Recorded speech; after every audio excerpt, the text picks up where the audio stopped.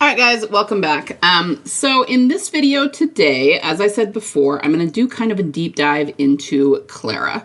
And if you don't remember who Clara is, she is the kind of creepy, really skinny, walker-looking chick from 401, so the first episode of season 4, where Rick finds her and goes with her, and then she basically tries to kill him. So here's the ask I got about it, and this is specifically about the deer that Rick sees. So it says, hey, I was rewatching season 4 of TWD and something bothers me.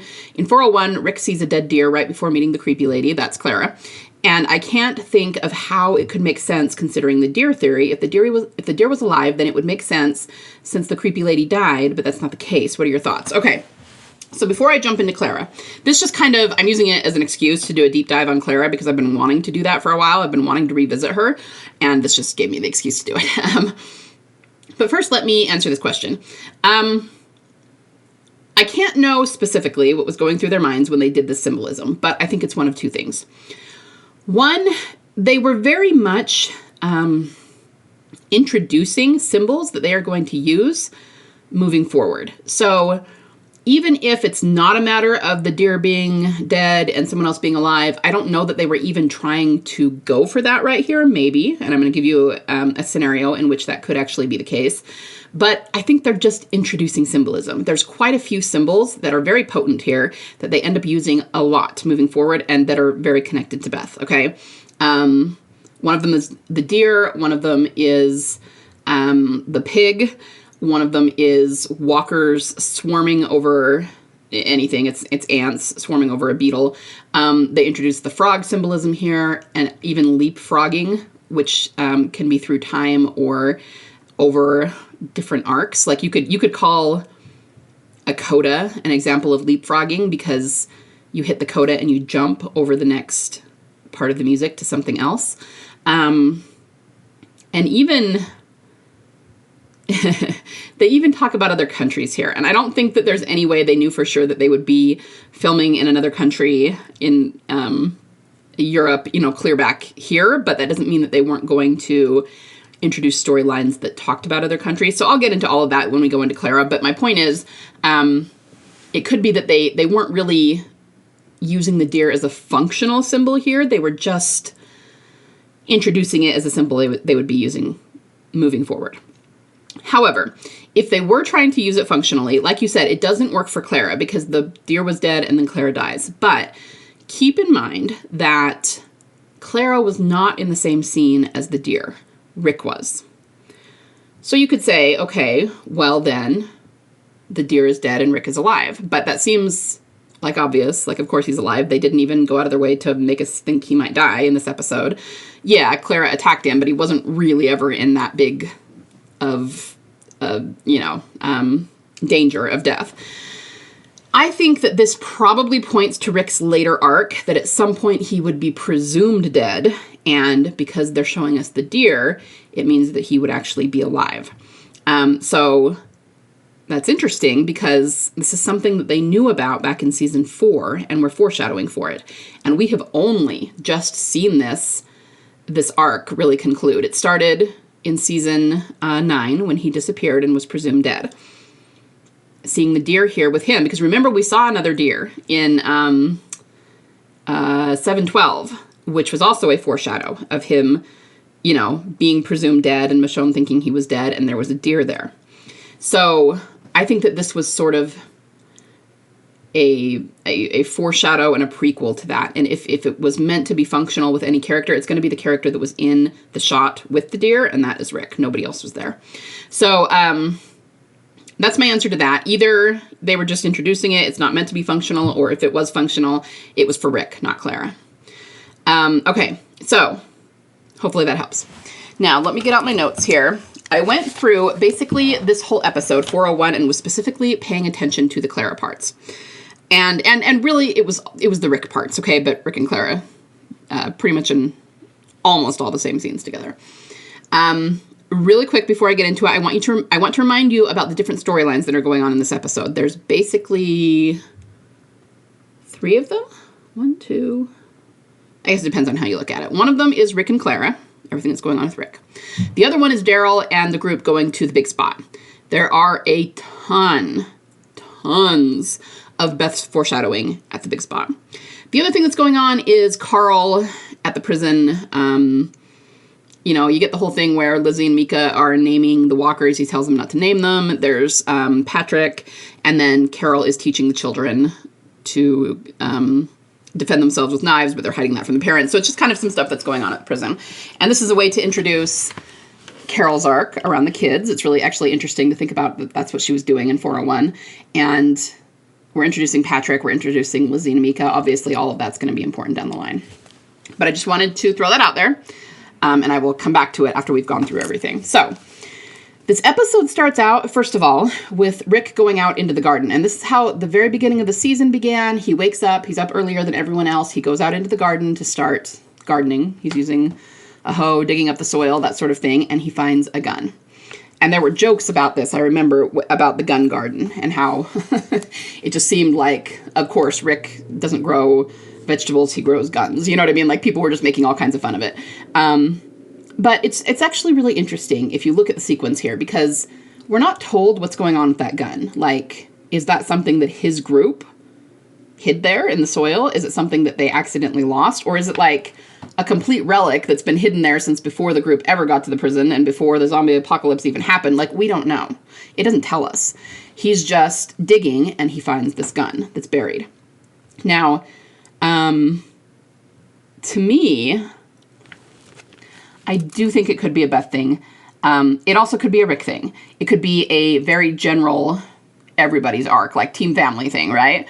Because it seems to me that, first of all, he found something that he was not expecting to find there. If a gun is buried in the ground, it's not terribly functional. I mean, that gun could be rusty. It probably does. I mean, from the way he dug it up, have like mud and dirt all through it. I mean, you're going to have to clean that gun up really well before it works again, and even then, it might not. So, I mean, for something to be buried, it suggests that it's dead. And for a gun, that just means it's not being used, it's not working, maybe it got dropped there and buried because it really wasn't working, and so nobody cared, you know what I mean? Whatever the case may be. He found a gun where a gun should really not have been, and where he was not looking to find one. Who finds a gun buried in their garden, right? So this feels like a foreshadow of, again, finding something he was not expecting to find. And the other interesting thing, so you understand how I'm equating that to Beth. He's not expecting her to be alive and like stumbling upon her in the last place he would have thought to look for her. Something like that. The other thing that's interesting, though, is that he finds this gun, and we're listening to this song. We hear the song because he's wearing earbuds and listening to music while he's working. And then when he finds the gun, he pops out one of the earbuds. So you can still hear the song, but when he pops it out, you can hear the walkers around the prison. So that's why he listens to the earbuds, so he doesn't have to hear the walkers on the fence. And it's very disturbing. When he pulls it out, you can hear the walkers, and it's like, ugh, that's not a good sound, you know? And he looks up, and one of the walkers he looks at is the bleeding eye walker, or one of them. And we've always thought that the bleeding eye virus from the prison had a lot to do with the bite cure theory. You know, what is this bleeding eye illness? They never explain it. We do see it at the veterinary college, but, and you know, maybe that's how it migrated over to the prison because it's not that far away. But we never really learn why some of the walkers look like that. So to me, this feels like it's a connection between a weapon. You know, we've often said that Beth will be like a secret weapon for Team Family. So it's a weapon. You could maybe see it as a weapon against the virus in an immunity kind of way. Or is there going to be a big war and they're going to find a weapon that's going to help them? But it is connected to that bleeding eye walker. So we don't know what this means, but I don't think that this has been fulfilled yet. I think that this is something Gimple had in mind when he took over. And so he put this as a foreshadow in 4.01. And we have still not seen exactly what it means. So that's really interesting. The other thing that I noted is the song. I'm not sure what the song is, although we could look it up pretty easily. It talks about, as I'm traveling down my highway, not knowing what the years may hold. This song, it talks about things happening over years and over decades. And to me, I think that Gimple chose that because he knew this was going to be a years-long arc. And a lot was going to happen. And Rick could not possibly, at that moment, you know, in the gun garden, know what was going to happen. He couldn't know that they were going to lose the prison. He didn't know that they were going to end up at Alexandria. He didn't know that Carl was going to die eventually. You know, you don't know what the years are going to hold. And so it's like this really haunting foreshadow, but it's mixed up with him finding this gun and looking at the bleeding eye walker. All right. So then he decides to go out. He doesn't want to take his gun, but Herschel insists. And the very first thing we see when he goes out, he's checking the snares, looking for rabbits and anything that might have been caught in the snares for food. And I think first he picks up a rabbit and puts it in his bag. Rabbit is a symbol that we see a lot after this, and it's very much still in play because Daryl has those rabbit, bunny, whatever you want to call them, tattoos, and they use those sometimes in symbolism. I think that the rabbit mostly it is about innocence, but it's also about innocent things that are killed because they're not strong enough. We saw rabbit symbolism a lot around Lizzie and Mika, so that's something to think about. I think it is part of the Beth symbolism, but I think it represents her before Daryl trained her, before she was as strong. She was more of a rabbit. Remember that in Inmates. So we had Lizzie in all of her psychoticness, and she killed all these rabbits, right, in the log. And then Beth and Daryl walked right past them. And I think it's important that we see Beth in the same frame as those rabbits, because it is a foreshadow of her getting shot when she was innocent. But I think it also shows, again, I think that it represents her before Coda and not necessarily after. But the point is, we've seen a lot of rabbit symbolism, and this is another symbol that they introduced in this first part. The next thing we see is the deer in the snare. Now, the deer was dead, obviously, and it was kind of torn apart and it already had flies on it. So, I mean, it would have been usable if it had still been alive. If its foot had just been in the snare, then Rick would probably have killed it and taken it home for meat. But something else got to it before he did. So whether it was a walker or just another animal that got to it, the deer was dead and he couldn't take that deer with him. The meat was spoiled by the time he found it. We're looking at the dead deer could be in relation to him, or it could just be that they were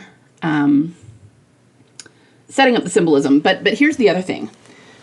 The deer was kind of in pieces, right? The leg, I noticed, was ripped off the deer. And that makes me think it was a walker that got to it. Like, the deer really did step in the snare and its foot was caught, but then it couldn't move.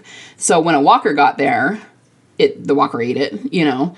And you can see a walker tearing the deer apart. A big animal could have too, but I think it's more likely that it was a walker. So the point is, one of the deer's legs is in the snare and not attached to its body, which is kind of graphic, but that is part of the lost foot, lost shoe symbolism. And they're using deer for it. You see what I mean? They're setting up things that are going to be happening later on, and the symbolism is something that Gimple came up with and was showing us and foreshadowing that these things were going to be in motion moving forward. Then we see the sick pig. It's a boar. It's a wild boar, and it's sick, and it's moaning. And Rick references this later when he gets back to the prison, that there was a sick pig, and that's, you know, how they know that the virus has hit. But this is where he sees Clara. Now, something occurred to me. Every time that I watch Clara, and I only go through this once every couple of years, you know, so it's not like all the time or anything, but I always find stuff that I didn't see before. So it's really interesting. I do think that Clara represents, how do I say this? The negative outcome of, like, the main theme of the entire show, or what Gimple's going for anyway in the TWD universe. And I'll explain what I mean as I go along. The first thing I noticed that came to mind is that she looks like a walker, right? She's very thin, she's very dirty, and she's moving pretty quietly. And so when Rick first sees her, he assumes that she's a walker, as most people would. And then when she speaks to him, he turns around and he's really shocked because he's like, oh, you're alive, you know? But what occurred to me is that this is actually, you could see this as a parallel to Beth, because we always say that during the missing 17 days, they think she turned. So they went back, her body was not there, and as evidenced by the fact that Daryl looked into the face of that blonde walker that was tied to the tree in 515 with Aaron, he thinks Beth's a walker somewhere. He thinks she turned. So just the fact that Rick thought this woman was a walker and she wasn't, she's actually alive. You see how that parallel works? So that was interesting. She also, I mean, we can just basically, in a very basic way, say that she's gone mad.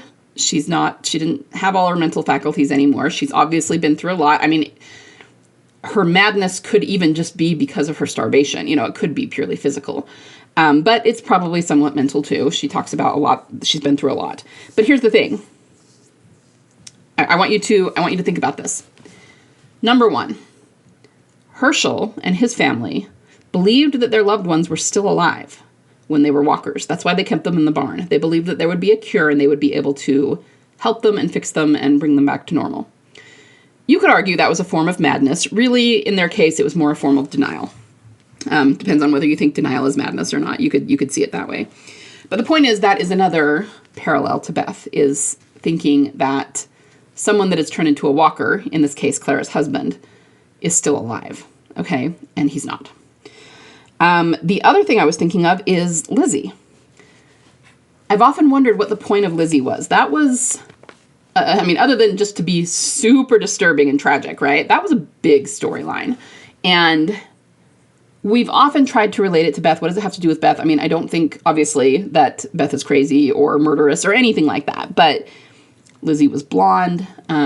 She's tied up with Carol. Carol is very heavily entangled with Beth. And so it's kind of like, I want to understand the logic here. The storyline was, I want to say great. It wasn't great. It was horrible. But it was, you know, it was a great storyline in that it shocked everybody. And it was so tragic. And it was so thought-provoking. But this is kind of what I've come to believe about it, is that Lizzie, let's just call Lizzie mad. Okay, kind of like Clara was mad. And they had something in common. And that is that they both thought that walkers were real people and that they were still alive. So there's something going on there thematically about not facing reality, especially when it comes to death, and going mad because of it. So when I say that Clara is the negative outcome, or I don't know, the foil or the anti-parallel to the theme,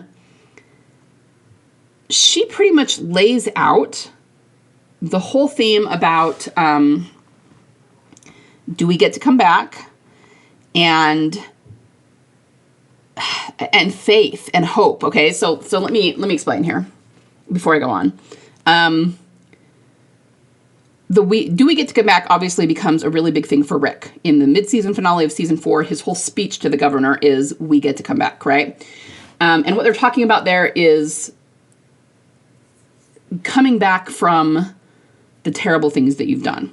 But we pretty much get this whole theme laid out in Rick and Clara's discussion in this episode. So she tells him that her husband told her there were certain things she had to do or had to be willing to do in order to survive. And Rick immediately becomes a little bit suspicious and goes, okay, whoa, what were those things? What did you have to do? And then what she says is pretty tame. She says things like eating whatever we could find, even if it was spoiled, running and hiding from people who needed our help, things like that. So it wasn't, we had to be willing to murder people. That's what he was worried about. Now, I have a few things to say about that conversation, and I'll get to that in a minute. But after that, just to stick with the we get to come back theme, after she tells him that and he starts talking to her again, and then at some point she says, do you think we get to come back from those horrible things we've done? And Rick just says, I hope so. Okay, so you got the hope in there, and you got the question of whether you get to come back or not. Then, of course, we know how Clara plays out. She tries to kill Rick, and I will go through this in a little bit more detail in a minute. But what's really important is what she answers when he asks her the 3 questions. He says, the 3 questions from the prison. How many walkers have you killed? She says her husband, Eddie, always killed them all. How many people have you killed? Just me. She only killed herself. And then he says, why? And she says, because you don't get to come back. So what that shows us is that someone who doesn't believe you get to come back, who has lost the hope of coming back, who has lost the faith that they will be able to come back, will die. The loss of hope and the loss of faith is equivalent to, of course, it's equivalent to spiritual death, but it's also equivalent to physical death. And then, of course, we have Rick talks to Herschel about this, and Herschel says, no, she was wrong. She was just too far gone, but we do get to come back. You know, you came back, and he talks about how Carl came back because at the end of season 3, Carl was being kind of murderous, and Rick brought him back. And so, you know, Herschel's trying to make Rick feel better and point to evidence that people do get to come back if they want to. But you can tell Rick is not entirely convinced. He's struggling with this. Then we have the fall of the prison where he says we get to come back, and it seems like he's 100% on board with that. And we even see Herschel smile as though at a prize pupil who's learned something. But then what happens is the prison goes down and Herschel gets killed and everybody gets split up and everything happens. And that disaster continues through Coda, right? It continues through all of 4B, 5A, the horrors of Terminus, right? And then Bob, and then what happens in Atlanta with Beth and all of that, then Tyrese. And this is where we really see Rick becoming very, very brutal. So it's like he wanted to believe that was true, but everything that happened convinced him it wasn't. And that's why he became as brutal as he was. Now, he did come back from that at some point, and then he was taken physically, and so we have this physical representation of him being taken and getting to come back. So I kind of feel like this is sort of the theme they explore throughout the entire TWD universe with all the different characters. I mean, you can see how this definitely applies to Daryl. He's done things that he's come back from, as I've kind of already explained. And it can definitely apply to Beth, especially because she's physically gone, but she gets to come back. I've talked in the last few videos about maybe her having a crisis of faith, which we don't know if that will be the case, but it's a possibility. And that's why that makes sense to me, because it would just be them exploring this theme with her character. And so far, I was going to say they really haven't done that with her character. They actually did in season 2 with her suicide arc. But since then, she's just been the really solid, faithful one that never gives up hope about anything. So you can see them taking her to a darker place for a while and then doing the we get to come back theme. Okay, so let's just keep going for some of the other things that I saw here. When he gives her food, she says thank you. Thank you isn't a huge theme, but it is a theme. There's an episode in season 6 that's called Thank You.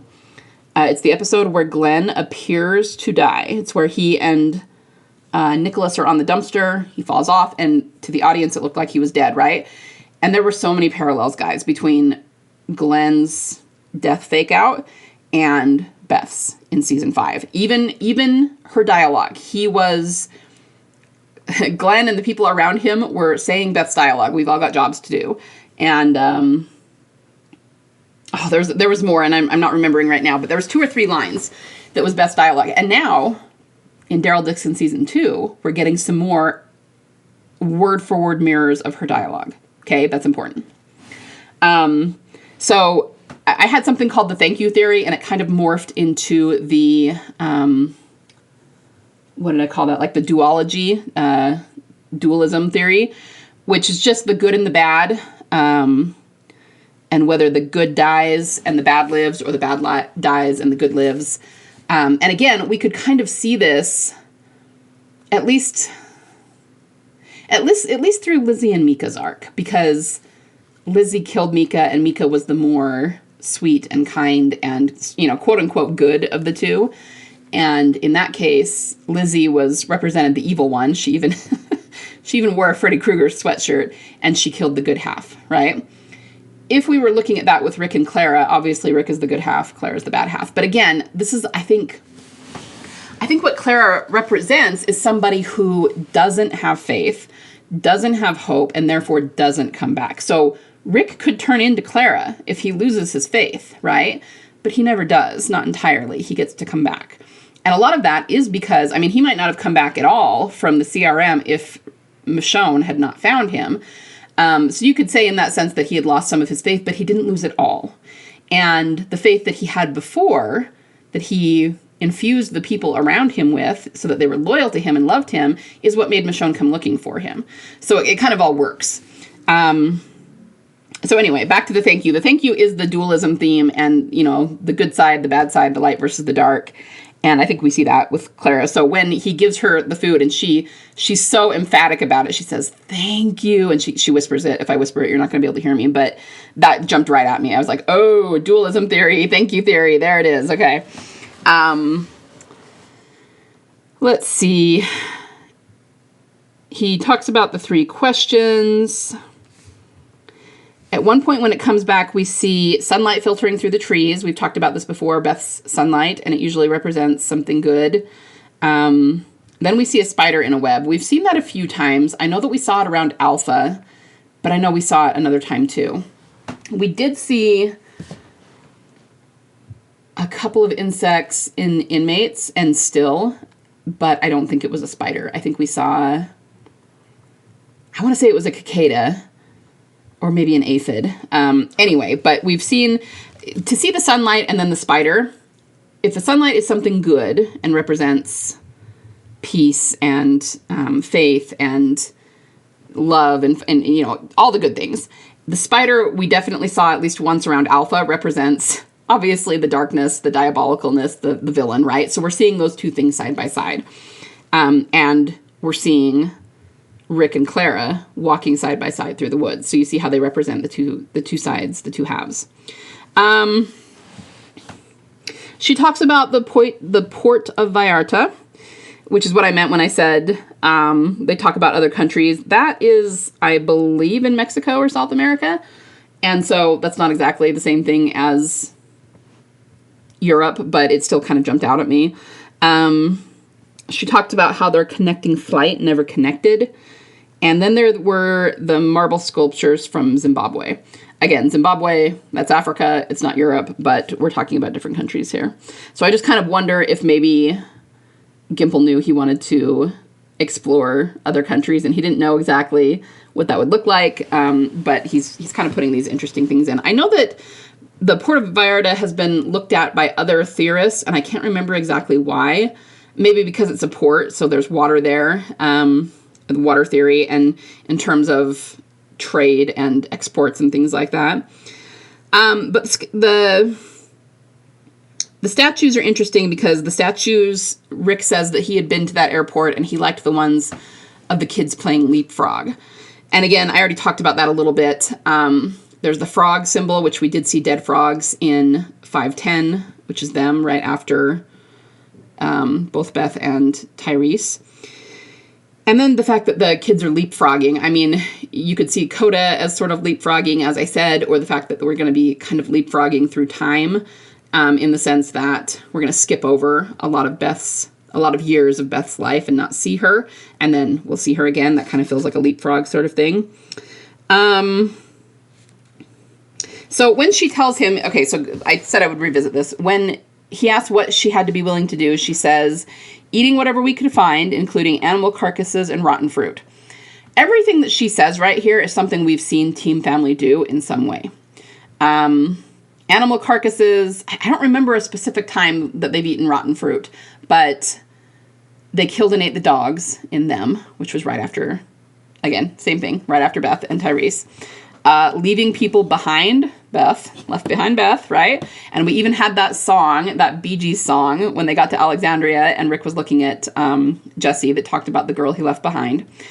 And then hiding from people who needed her help. I know they actually explored this in 416 because they heard people on the tracks calling for help and Carl ran up and wanted to help them.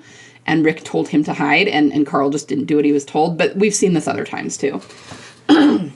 If not with Team Family, then with other people. So it's just interesting. They were using some of the things she said to foreshadow things that Team Family would go through. Another symbol that we see is, at one point we see a dead beetle. I'm not sure what kind it is. It's just a black dead beetle. And there's ants swarming all over it, which is kind of gross. But the writers actually confirmed that the ants, especially when we see them swarming, represent walkers. So they represent walkers swarming over something. They confirmed that in season 6 when, remember, the church fell in 607. That was like right around the mid-season finale. And we saw ants swarming the cookie in Sam's room. They said that that did represent the walkers swarming in when the church fell and, you know, it knocked down the fence and a whole bunch of walkers came in. So to see the ants swarming on a beetle, I mean, that could represent just about anything, anytime someone's died and walkers have swarmed them.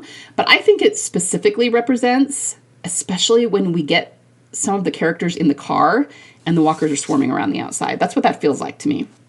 And we do think Beth was left in a car. We do think that this huge horde of walkers came through. So after they put her in the car would have kind of been swarmed. And actually that was foreshadowed in Still when her and Daryl were in the trunk and there were walkers all around the car. Same kind of thing. And again, we saw this very recently in Daryl Dixon season 2 when him and Carol and Ash were in the car and there was walkers all around it. So, I mean, that might not be the only thing the beetle represents. It could also represent anyone who dies and their body is swarmed and eaten, right? But I think it's interesting that they show us that because we're going to see a lot of walkers swarming and people dying, and this is going to be kind of a staple in the story moving forward. The point here is that she is alone because she told him that her husband was still alive and was sick. But again, he's not alive. At first, it's really kind of interesting the way that they do this. And I don't know, I might have to talk through it a little bit. Because at first, there doesn't seem to be anybody there. Like, she's talking to air. She's talking to no one. And so, yeah, we're going, okay, so she's lost it. She's crazy. But then when Rick walks away, we see the bag. It's like a sackcloth kind of thing. And it moves. And she keeps talking about how he's slowing down and he needs something alive. And so she was going to basically try to feed Rick to her walker husband, right? But she has him in a bag, which also suggests that she may not have his whole body. She might only have parts of him, but there's some kind of reanimated part of him in that bag. And I kind of wonder why they did that. Maybe because there was something there that Rick couldn't see. So there was an unseen something. Or maybe to show that she was crazy, but he didn't entirely understand why, because he didn't understand the whole situation at that point. I don't know. Because, I mean, they could have just put a walker there and have her talking to her husband who's a walker, and that would have been pretty clear. And the outcome probably would have been the same. So I don't know why they started with nothing. You know what I mean? To make us think that there wasn't anything there, but then there did seem to be something in the bag. The other thing that this brings to mind is that they have these dormant walkers that they sometimes call sleepers, and they haven't done a whole lot with them in the show. They did, oh, geez, what season was that? On the flagship show at the beginning of the season, they had that sequence where they lowered all the women down because they were lighter on the ropes. So it was Carol and Rosita and probably Magna. I don't remember who all was there, but the men lowered the women down. They were trying to get guns and supplies from the military base and then pulled them back up. And that's actually where the rope snaps and hits Daryl's arm, and there's blood dripping over the rabbit tattoo, which was a really interesting symbol. Anyway, there they had these dormant walkers, and it's like if they don't eat for a long time and they don't get any stimulation for a long time, then they sort of go to sleep and they become dormant. And they're a big part of the comic book, but they don't use them a whole lot in the show. That was like one time they specifically did that sequence so that they could show these dormant walkers, and then as soon as they make noise, all the walkers wake up and then everyone's in trouble, right? So it occurred to me that this might be what's happening to Clara's husband, is that he's just becoming a dormant walker because he hasn't had any stimulation in a long time. You would think being around her, that would be enough. But again, it's really unclear what's going on with him. Is his whole body in that bag? Does she just have his head? I mean, we aren't really shown. We just know that something's in the bag that is unseen. And whatever it is, I mean, it's pretty obvious that it's a walker, that her husband is no longer alive, but she thinks he's alive. And it is a matter of her, she's gone crazy, right? And they foreshadow it in a way that we couldn't really pick up on where Clara is concerned, because she tells Rick much earlier on that if her husband wasn't there, then she couldn't be, and she can't be without him. So then at the end, when she realizes it's not going to work and she is going to be without him, then she kills herself. So she kind of told Rick that in not so many words when they were walking. If I can't get my husband back and he's not alive, then I'm not going to be either. You know what I mean? So it was kind of an interesting foreshadow, but of course he thought her husband was alive. He thought he was going to be meeting a person. But that kind of plays into the theme too, because remember after 7/12, or during 7/12, like at the very end, after Rick almost died and then he was okay, him and Michonne had that conversation in the van about how if something happens to one of them, the other one has to keep going and has to keep leading. And that's a really difficult conversation to have because they don't want to think about that being the case, but it was a foreshadow of Michonne having to do that. But again, Clara is the opposite of that. She's someone who said, if I can't be with him, I'm just going to lay down and die. And that's exactly what happened. She took her own life. She says something kind of interesting at the end there.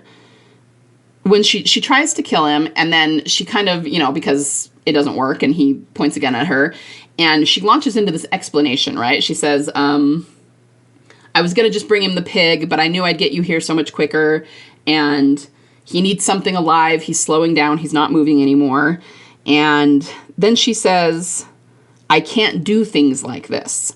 And I think what she means by that is she doesn't have the heart to kill Rick. I mean, she did try to kill him, but at the same time, her heart wasn't really in it. She's not a really violent, bloodthirsty person. If anything, she's probably more like Mika in that she is very sweet and she is very, shy and not super strong. But because of that, people take advantage of her. And she doesn't have the go-getter attitude to find food and to find what she needs. So she's dying because of it, So it's not that she's a bad person. It's just really tragic what's happening here. And so she says, I can't do things like this. But then if you listen to what she says, but you have to be able to do things like this.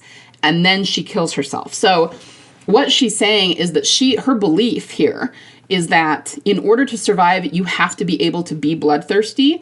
She needs to be able to kill Rick to feed her husband. Otherwise, she's not going to survive. And because she realizes she doesn't have the heart to do things like this, and you have to be able to do them to survive, that's why she kills herself. So it's really interesting. It's so jumbled. But if you listen to what she says, we actually get her whole thought process leading up to her suicide. And of course, most of us wouldn't agree with that. You don't have to be bloodthirsty. You can find other ways to survive. And are there people who always die who don't survive? Of course. But, that's the whole theme of the show as well, is trying to survive with some morality and with some appreciation for human life, right? But it's, again, just very interesting that when she realizes, Rick doesn't have to kill her. He doesn't want to kill her. He gets upset when she kills herself. He doesn't want that to happen.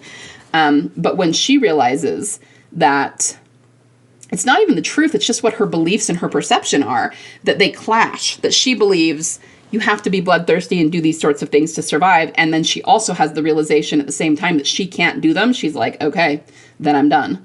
And she kills herself. So it's just really, really fascinating. The psychological study here, really fascinating. But she also says, one other note that I made here is she says, let me be like him. She means a walker. And then, of course, she says, don't stop it, don't end it after, which is a way of saying don't stab me in the head and put me down, because she wants to be like her husband, who is a walker.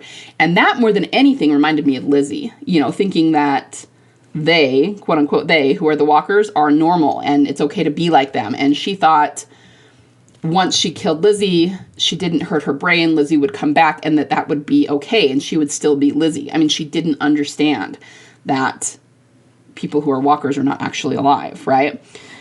So again, I think it just goes to the patterns that they use and the themes that they're going for, which is just, you have to, number one, you have to be willing to survive without being brutal, without killing people. It's not 100%, but that's really the only way to keep your humanity, right? You have to be willing, to face reality too. You have to know that the walkers are dead, they're not coming back. You have to sort of accept death and move on and protect the living and move on with the living. And if you don't accept that, you kind of go crazy, and that represents emotional and mental death, but it often leads to physical death too. And guys, this is all another reason why Beth did not qualify for death in any way, shape, or form. We could say that, but I think it does explain almost like just the very foundational jumping off point that they use for each character. And of course, every character's story is different and they explore it in different ways. But it's how close they get to madness. And we know that Rick's gotten pretty close before, right? He's gone to Crazy Town a few times, and he's kind of lost it a few times, but a lot of the characters have. And then it's about, do they get to come back? If they can keep their faith, if they can keep their hope, they get to come back. And so it's not just about physically coming back, although that is a big theme. It really is about their faith and their humanity. And that's, I think, why they made Beth such a character of faith. Yeah, I think that's most of what I have. Like I said, after that, I was just reading over my notes and it looks like I've covered everything. So I do think that we haven't seen the end of what Clara represented yet. I think there's a lot of stuff that has not been fulfilled about this. There's the bleeding eye disease. There's whatever the gun in the gun garden represents.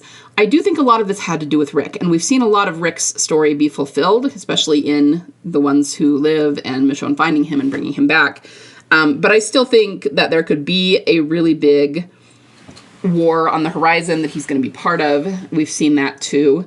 And I think that a lot of this stuff does probably pertain to Beth. And because they would have done this with every character. You can find these themes in pretty much every main character. You could probably, I haven't gone through and looked for them specifically, but you could probably find them with Sasha. You could probably find them with Abraham. You could probably find them with Rosita. You can probably find them with Carol and Ezekiel and Maggie. And you know what I mean? Like, they just, in different ways. And of course they're not all going to go to the brink of madness, because some of them just don't struggle with that as much. People like Beth and Glenn, at least that we've seen so far, they always had more faith and more optimism, but we still see these themes in different ways based on different characters and their personalities. So I do think that a lot of this connects with Beth. I think a lot of it is foreshadowing for her arc, and we have not seen it be fulfilled yet. And I will try to come back and revisit this every so often, every few seasons, to see if we can learn more. But I really saw a lot revisiting it this time that I've never seen before. And I always knew, every time that I revisited Clara, I would be like, okay, I don't know what that means, but it's really sticking out to me. It means something. So I always knew that there was stuff about Clara that we weren't quite figuring out yet. I don't know if I have it all figured out now, what everything means, but if we revisit it every couple of years, then I think we'll eventually get to where we understand all of it.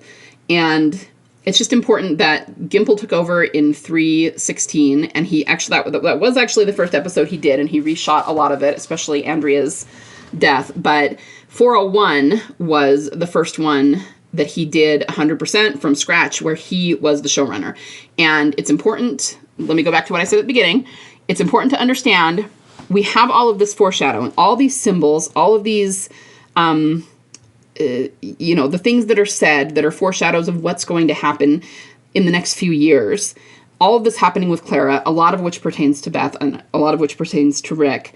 And then think about the other storylines that are going on in this episode. Because what we've come to realize is that if you take a step back and look at everything more high level, the storylines, while they might not have a lot to do with each other in terms of the characters and what is actually happening in the plot of the show, symbolically, the storylines are always related. So what I mean is, in the flagship show, we might have one story that has to do with Daryl and, Alpha and Lydia.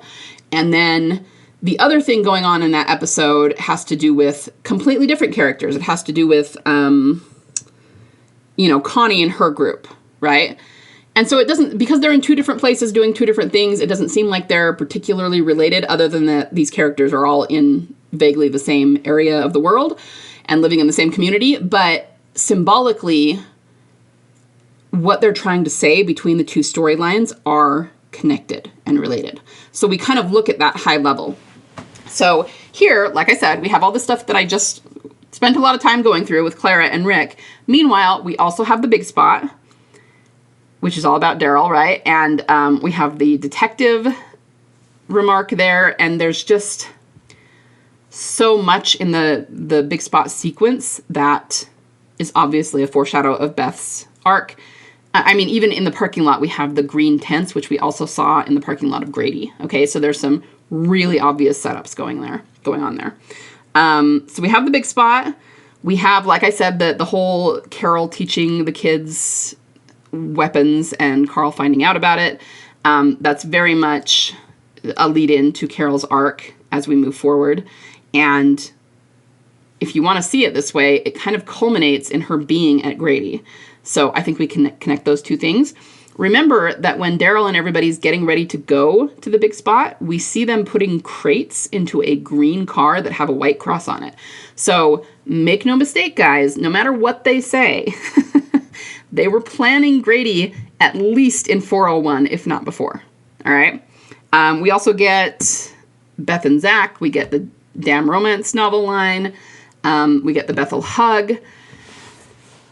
None of that is a coincidence. There's no way that all of that is going on in 401 and Clara has nothing to do with Beth. It's just, you guys, it's just not possible. Okay. The way that they entangle storylines, what's going on with Clara has to have something to do, at least symbolically, with what is going on in the other storylines.